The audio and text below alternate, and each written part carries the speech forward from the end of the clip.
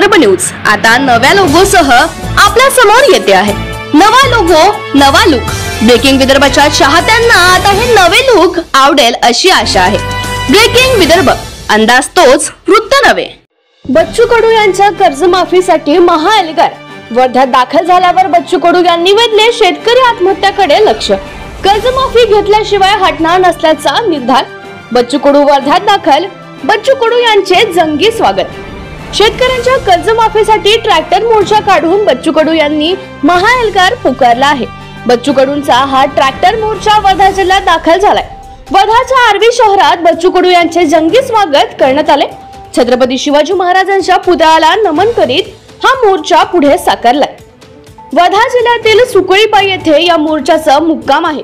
सकाळी नागपूर बुट्टीबोरीच्या दिशेने हा मोर्चा पुढे जाणार आहे। आर्वी येथे बच्चू कडू यांचा ट्रॅक्टर मोर्चा दाखल झाल्यावर कडू यांचे जंगी स्वागत केले गेले।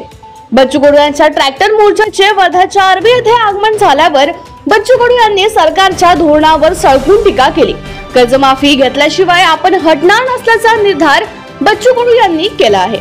सरकारचा चर्चेचा प्रस्ताव आलाय। या प्रस्तावावर आज आपण वर्ध्यात मुक्कामस्थळी शेतकरी व सहकाऱ्यांशी चर्चा करणार आहे। त्यानंतर आम्ही काय करायचे ते ठरवू असे बच्चू कडू म्हणाले आहे। निघालोय 70 किलोमीटर गाठायला एवढा वेळ लागलाय। प्रचंड स्वागत होत आहे, प्रचंड प्रतिसाद आहे आणि शेतकरी त्रासलाय। धोरणानं मेल्यापेक्षा आता आंदोलन करून मराला तो तयार झालेला आहे। मग धोरणानं या सरकारनं मारलं असेल तर आंदोलनात जर देवेंद्रजीला असं वाटत असेल की आम्ही बंदूक चालून मारू तर ते कदापि शक्य नाही। आणि म्हणून आम्हाला मारण्याची भाषा आपण करू नये।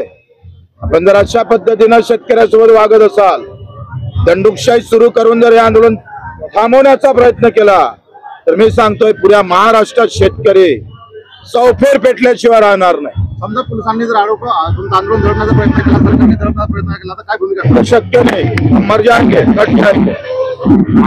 आम्हाला कोणी थांबवायचा प्रयत्न जर केला तर पहिली गोळी हाताळ्यावर पोलिसांना मारावं लागेल। किती शेतकरी आशंका आता काही सांगता येत नाही। आम्ही सगळे सांगतो या म्हणून लाखा येऊ शकतं, येऊ शकतं। नागपूरची बॉर्डर क्रॉस करून घेणार नाही असं काही नियोजन आहे आणि आता शेतकरी आहे, असं कसं कोण अडवतं ते पाहू आपण। माझं म्हणणं आम्हाला अडवण्यापेक्षा निर्णय घ्या ना, तुमचं काम घ्या ना।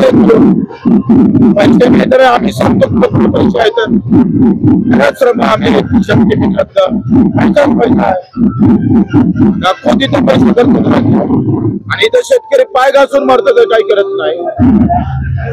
ही लढाई शेतकरी म्हणून सगळे लोक लढणार आहे।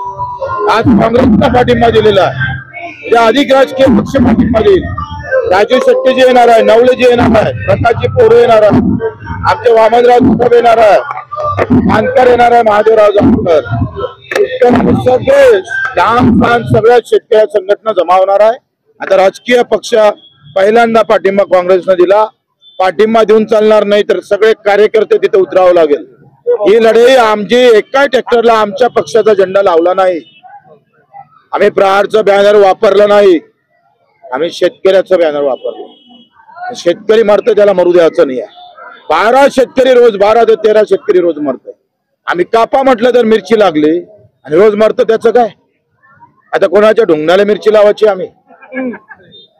वर्ध्यामध्ये 550 रुपये क्विंटल सोयाबीन खरेदी झाली आहे। 500 रुपये वर्ध्यात हिंगणघाटला माझी सभा झाली, 500 क्विंटल सोयाबीन विकावं लागले।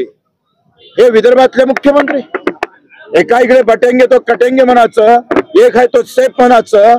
आता हा आमचा शेतकरी हिंदू नाहीये, हिंदू म्हणून तर मदत करा, तेवढी जर लायकी ठेवा। केंद्रात तुमचं सरकार, राज्यात तुमचं सरकार आणि हिंदुत्वाच्या गोष्टी करत होते, आज रोज हिंदू शेतकरी मरतो, त्याचं काय? लाज असेल तर थोडी वाटू द्या। सरकारच्या वतीनं काही तुमच्यासोबत बोलणं झालं आहे का? फोन आलेला आहे, पण मागे एक बैठक झाली होती, त्या बैठकीचे निर्णय घेतले, काहीच निर्णय झाले नाही। वांजोटी बैठक आम्हाला पसंत नाही, निर्णय घ्या, आम्ही तयार आहोत। आम्हाला आंदोलन करण्याची काही हौस नाही आहे, पण निर्णय झाल्याशिवाय आम्ही परतणार नाही। तिथून लाज जरी आली तरी चालेल, पण निर्णय महत्वाचा आहे।